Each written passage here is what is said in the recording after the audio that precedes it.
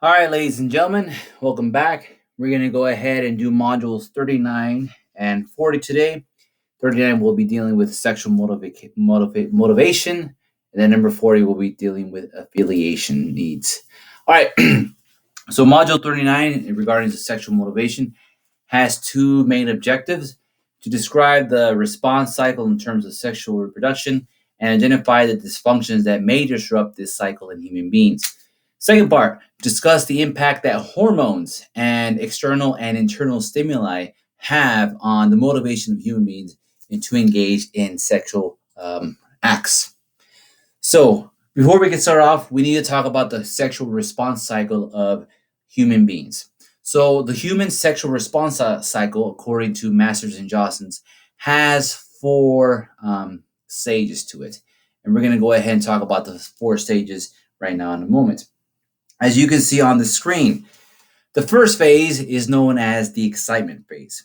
In this phase, which we have right here, where we noticeably see that genitals in both males and females become engorged with blood. Obviously, we know that in terms of female, the vagina expands and it secretes lubrication. And in terms of males, obviously, there is the penis becomes erect. That is what happens during the excitement phase of the sexual response cycle. Now, at the plateau, this is also known as the peak. At this moment in time, in terms of physiology in human beings, we know that the breathing of a human being tends to intensify. It gets more rapid and more shallow. We also know that the human being's pulse tends to go up further, and there are more beats per minute. We also understand that the blood pressure increases. All this in response to the excitement and to increase the blood flow to different parts of the body, in particular to areas that are that are primarily engaged in the act of sexual reproduction. And as you guys remember, as we talked about previously, this has to do with the primary sexual characteristics and we're basically talking about the genitalia here. Now, at this stage right here, we know that the penis is fully engorged, and at this moment in time, it has the potential to secrete fluids. We know that at this point in time, that the vagina also secretes more lubrication at this point in time. The third stage of the sexual response cycle, as it pertains to Master and Johnson, is obviously we have the orgasm. As we know, orgasm is obviously the point in time in which both males and females achieve, well, as we know, orgasm. That is the peak of the sexual cycle, in which obviously we know males ejaculate semen, and we know that females also have orgasms at this point in time. Now, the resolution phase is an interesting one because it's not really studied in popular culture or really talked about. But we know that the resolution stage is the one stage that happens after sex has been occurred. So if it's four stages: excitement, plateau, and orgasm. I was going to say orgasm. The resolution stage is also very important to take notice of in the sexual response cycle. Why is that? Because that's the point in time in the human sexual cycle that a person, their blood pressure starts going back down, their pulse tends to lower, their breathing tends to become more normal and much more stabilized. We know that the body is returning back to a state of homeostasis from which it was taken out of because of sexual stimulation. Now, in terms of males, this tends to be something that males can only achieve, really, and that is known as a refractory period. This is, and this again pertains mainly to males, is the resting period after orgasm, during which a man cannot achieve orgasm again. And again, this only pertains to males and not females. But be aware of those four different stages and be aware of that little wrinkle in the resolution stage as far as it pertains to males. Now, talking about human sexual acts and talking about human sexual behavior, we've already discussed the different four stages of the human sexual cycle, according to Masters and Johnson. But there are certain conditions which makes a human person or a human being unable to sexually function. And these dysfunctions are given a broad category known as sexual dysfunctions. And the textbook defines it as an issue or problem that constantly or consistently impairs or stops the sexual arousal or the functioning. It can be either or it could be either both. Now, what does that mean?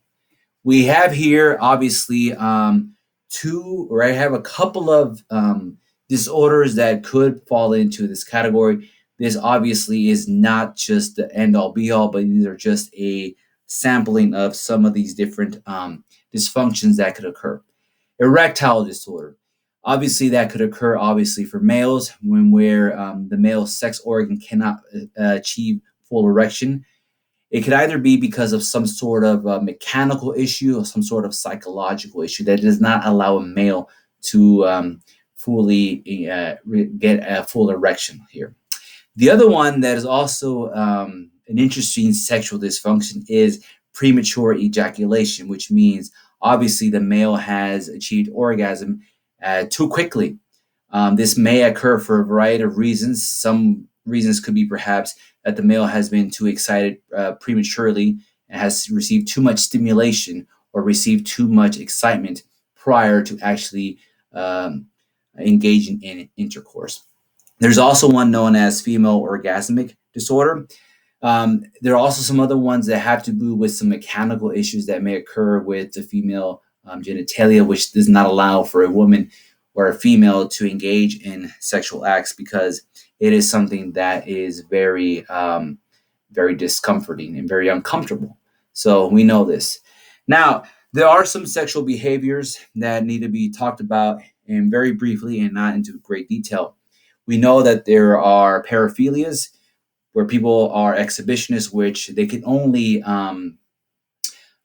function sexually when they are being seen by other people. We also know that and this falls in with the range of normal human behavior of fetishism, which means that a certain person, male, female, or whatever gender, they can only function if they are present with certain kind of stimuli and only can have that kind of stimuli. Now, there is a word right here, pedophilia. Obviously, this is something that we do talk about right here in psychology because there are some people who can only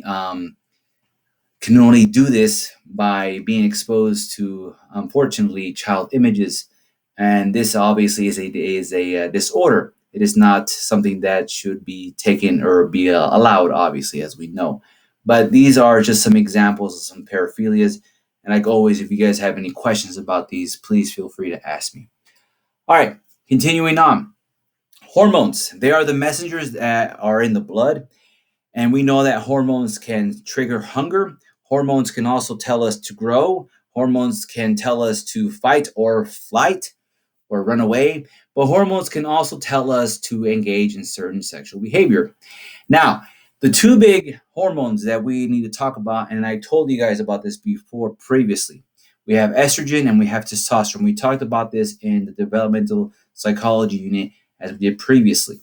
Now, these hormones at the age of puberty, around the age of puberty, which now in more modern times tends to be between the ages, and this is a range between the ages of 10 all the way up to maybe 17 or 18, but more around the age around, let's say, 12 or 14.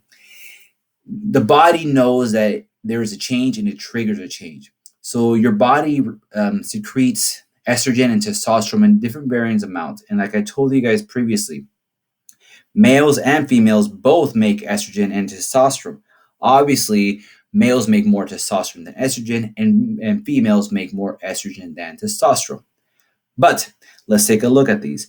These hormones can also trigger sexual desire and cause, as a result, triggers sexual reproductive acts.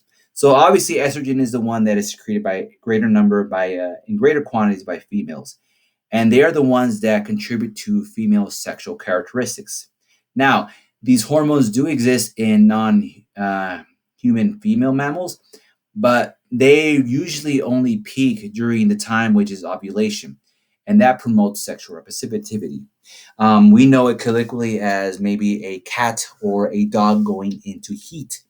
Obviously, that's when an animal produces more estrogen and then thus there are pheromones that animal secretes that triggers all the also other characteristics and triggers the reaction of either male bunnies or male cats or male dogs. So if you ever wondered about mammals going into heat, that's what is basically talking right there. For males, testosterone, this is the most important sex hormone for males. This one right here, it tells it makes us, or makes males, not us. Well, I am a male, but anyways, the point is, it makes males who they are because males secrete more testosterone. This obviously stimulates the growth of the sexual organs in utero or in when unborn fetus, and this is what happens when males go through puberty. More testosterone is being pumped out. So obviously, that's how it works. And if you actually think about it, back during the age of puberty, teenagers, or I should say, adolescent or little kids, because this is what they are. When they're going through puberty, their body is at first making these different varying amounts of testosterone and estrogen at varying amounts. That tends to wreak havoc on a young human being's ability to think logically. So be aware of those things right there. Let's continue. Now, let's talk about the psychology of sex. We know that sex is an act that allows human beings to, well, basically make more copies of themselves. But how does that happen? There needs to be some sort of stimuli in order to cause some sort of arousal in either the male or female in order to engage in sexual reproduction. Now, this could be by external stimuli. Anything that comes out from outside of a person is known as external stimuli. So it could be something that is seen, it could be something that is heard, read, or maybe some sort of erotic content. Um, these are what we're talking about when it comes to external stimuli. Now, one of the things that I need to bring your guys' attention to as it relates to in the textbook is that continual exposure to erotic material tends to diminish over time satisfaction with sexual intercourse, as the textbook says. And what ends up happening is there tends to be a feedback loop, a negative one, in which more exposure to that external stimuli is needed in order to be able to be aroused and engage in sex. So be aware of that. As the textbook says that, and as I've always warned, many as people have been warned, viewing films, erotic films or films of a sexual nature constantly does tend to create unrealistic expectations of what sex is supposed to be like. That tends to be more of a problem now where younger people have more access to this kind of material on their cell phones. And again, a lot of people are worried, and psychologists are worried, that this is creating a sense of unrealistic expectations as to what exactly is supposed to occur when it comes to sexual acts. Some people would say that this tends to be more of a male problem, but as time progresses, scientists and psychologists are noticing that this also tends to be affecting females, in which they believe they have to meet up to these unrealistic expectations. We know, as we know, these are films. This is not real, and this is just fake, right? Now, another kind of stimuli that is involved in sexual or psychology of sex would be imagined stimuli. This would be anything that you can think of, anything that comes out of your dreams, any kind of sexual fantasy. One of the biggest things that I could teach you guys is that many people think that the only organs that are involved in sexual reproduction are the primary sexual characteristics or organs, which would be the genitalia.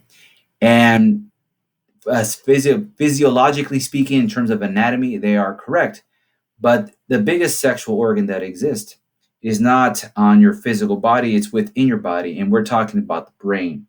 The brain is the most sexual organ that we have because it is the one that that receives most of the information and processes that external stimuli. So if you actually think about it, it is not the genitalia or the secondary sexual traits that are involved in sex. The big one right here, or right there, would be the brain, because it is the one that receives all that data in order to be able to engage in sex. So let's talk about the psychology of sex. There are three big ideas and three big things that we need to talk about. We know in terms of biology, sex is a marker of being mature, sexual maturity. It involves the production of sex hormones, especially of testosterone, and it does tend to have an influence on sexual orientation. That's one part. Second part would be psychological influences. We're talking about the kind of stimuli that people receive, whether it's external or internal stimuli, as we just previously talked about in the previous slide. Social and cultural influences on sexual motivation, why people have sex.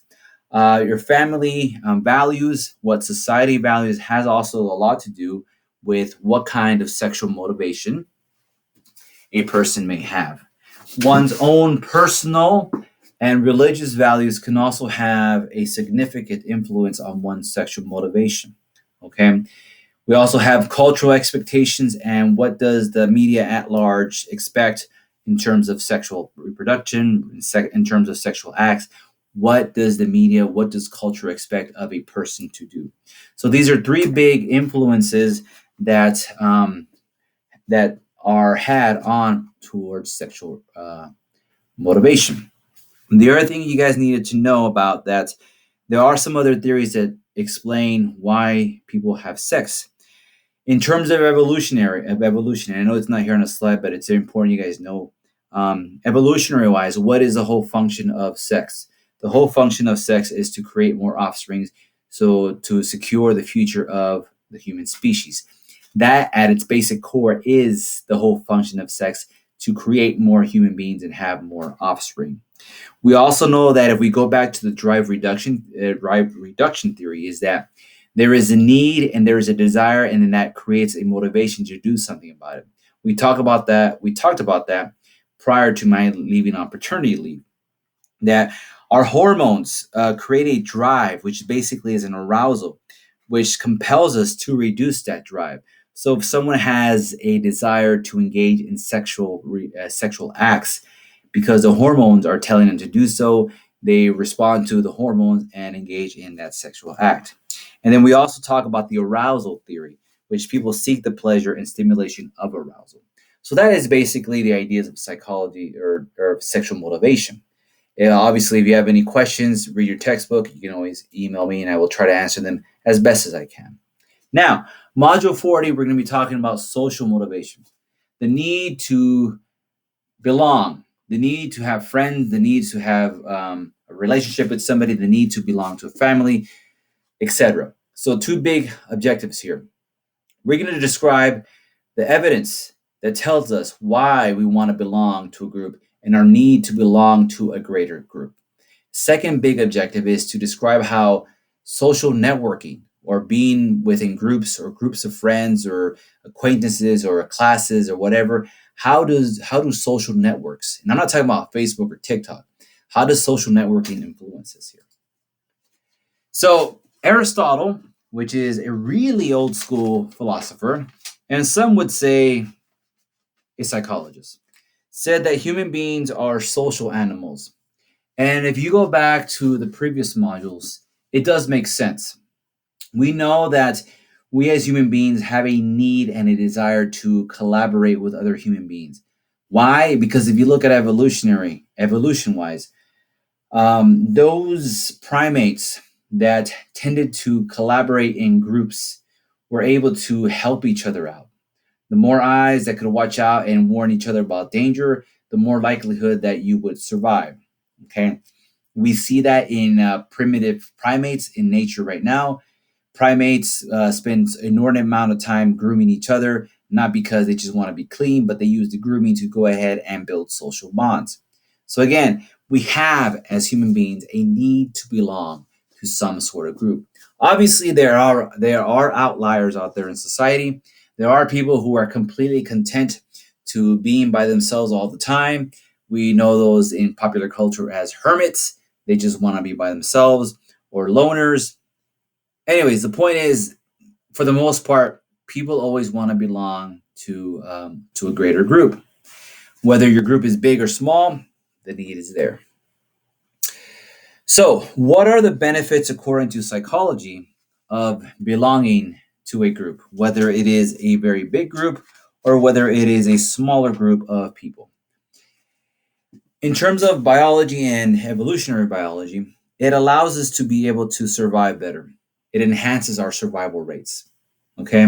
Put it this way, if you were in the middle of the forest and all technology was gone and the government fell and society broke apart, um, would you want to go ahead and go out on your own, or would you want to go ahead and be with a group?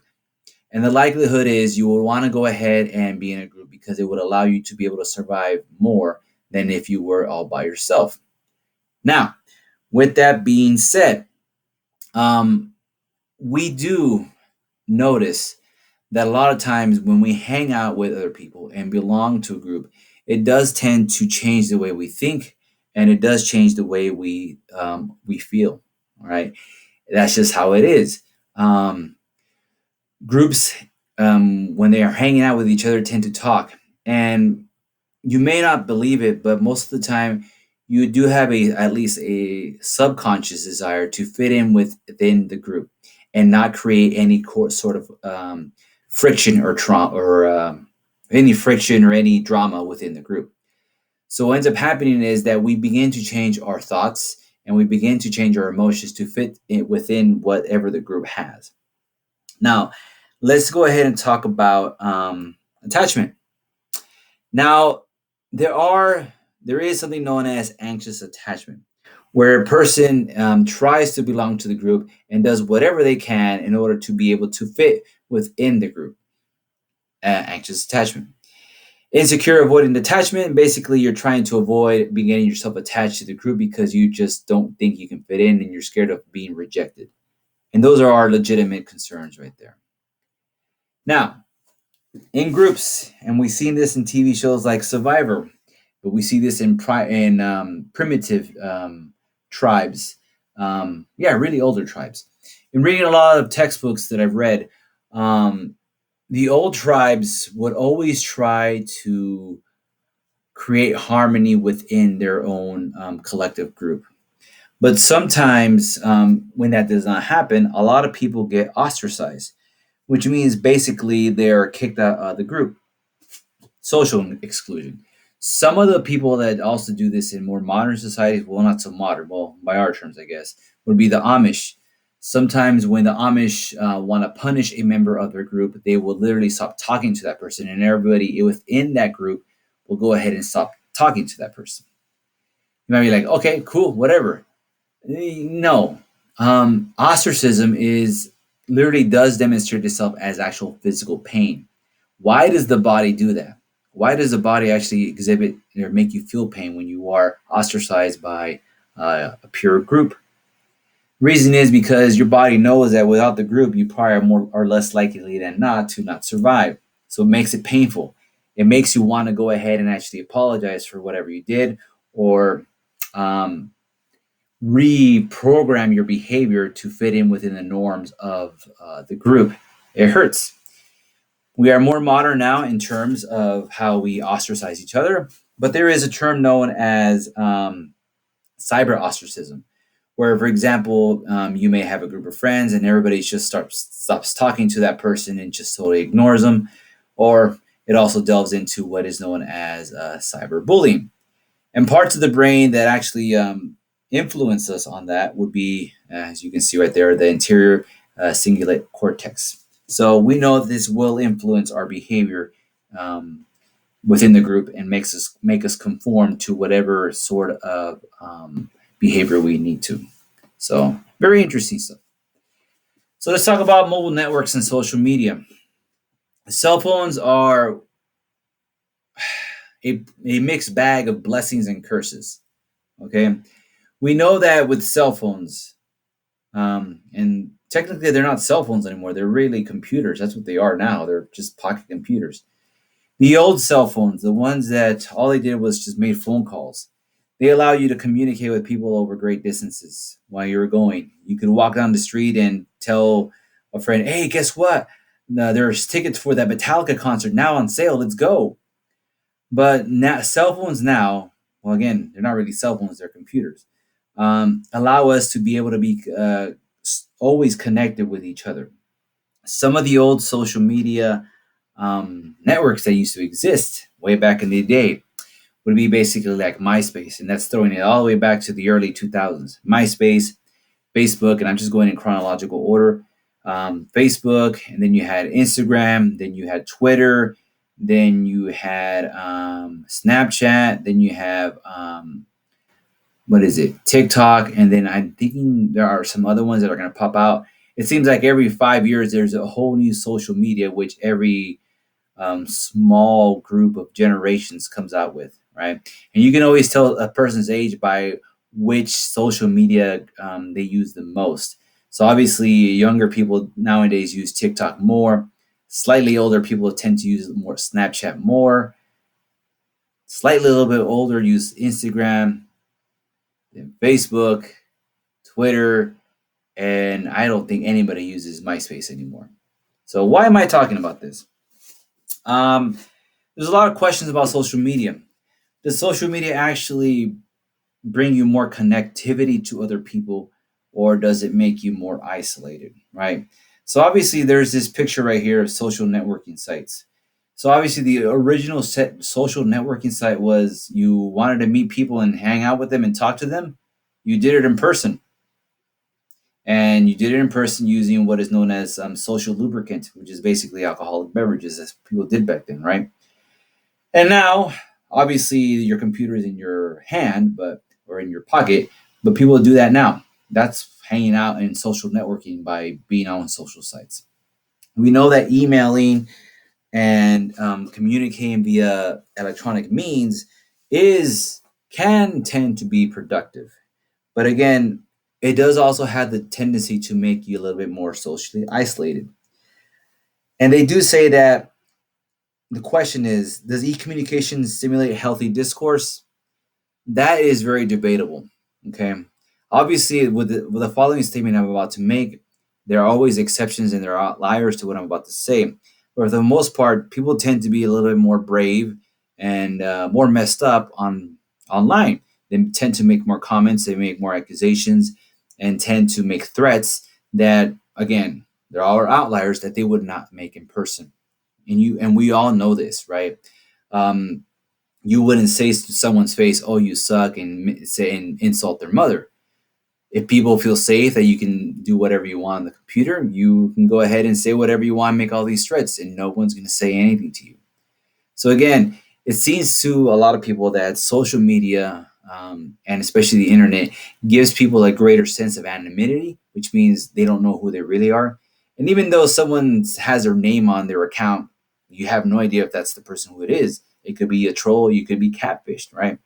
But you guys know this. You guys are well aware of this already. So, and again, there tends to be a consensus that for the most part, communication online can tend to be very negative. Now, obviously, there are positives to it, but as we've seen in the past couple of years, the internet and social media sites tend to promote a lot of um, negative discourse and a lot of angst, and for the lack of a better term, a lot of misinformation too. And the other thing is, what you are on social media, is that a reality? Is that really you? I can tell you guys that I've seen a lot of posts on Instagram, and I guess I'm telling you guys how old I am because that tends to be one of my main social media sites. People posting pictures that they have this sort of physique, that they have really big muscles, but then you go behind the scenes and people show you tricks on how to make it look like you have V shape, have like big biceps, or make it look like you have a six pack. And it has all to do with the way you angle the camera, certain filters, and we all know that. A lot of times people don't really present who they are on social media. They want to show the world the way they want to present them. They don't actually show it how it is. So, and I've even seen, and this is comical, seen people posting these pictures that they're on vacation poolside, but they're really just next to a kiddie pool. You know, they're just not really where they are. So a lot of times people don't really reflect their actual personalities. So I know I sound like an old fart right here, which I'm getting to become old. But if you really want to get to know a person, you got to talk to them and hang out with them, which I know it's pretty hard to do in the age of COVID. But one day it'll be over and we'll be able to hang out. But if you want to know somebody, you just got to talk to them in person or talk to them like on the phone or something like that, right? And obviously there are ways around that. Even in COVID, you can always video chat. But I guess most of the time you guys don't want to video chat, right? Let's continue. So again, I would argue, and I'm going to go ahead and say that, and I'm going to go ahead and talk about how they made us more or less socially isolated. People don't know how to talk anymore. This sounds like a joke, and it sounds like it's funny, but they say if you want to see people going out on a date, they're younger people, and I don't mean to talk smack about you guys because it also happens to people my age and older.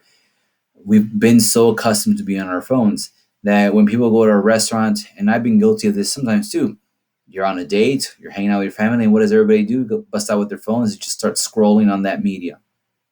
Do the Instagram scroll, the Twitter scroll, and all that. It happens.